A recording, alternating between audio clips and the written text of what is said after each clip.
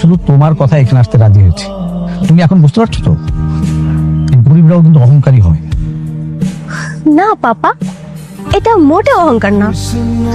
দেখো, ও কিন্তু লোভী না। ও যদি লোভী হতো তাহলে কিন্তু আমাকে বিয়ে করতে রাজি হয়ে যেত, এক পায়ে রাজি হয়ে যেত। আপনি বিয়ের ব্যবস্থা করুন। আমি কিভাবে ব্যবস্থা করব?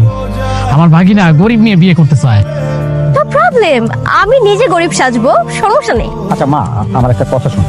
আমি একটা জিনিস বুঝতে পারছি না, বড় লোক ছেলে বিয়ে করতে তোমার অসুবিধাটা কোথায়? অনেক অসুবিধা বাবা, ওরা কখনো লয়াল হয় না, 101টা মেয়ের কাছে মন দিয়ে বেড়ায়। আর তাছাড়া রিলেশন কতগুলো করে ওটা তো নিজেই জানে না। তার থেকে দেখো, গরিবের কিন্তু 1000 গুণ ভালো। আমার তো ফিরোজকে খুব ভালো লেগেছে। ও দেখতেও সুন্দর, পড়াশোনাও জানে, তার থেকে বড় কথা ও লোভী না।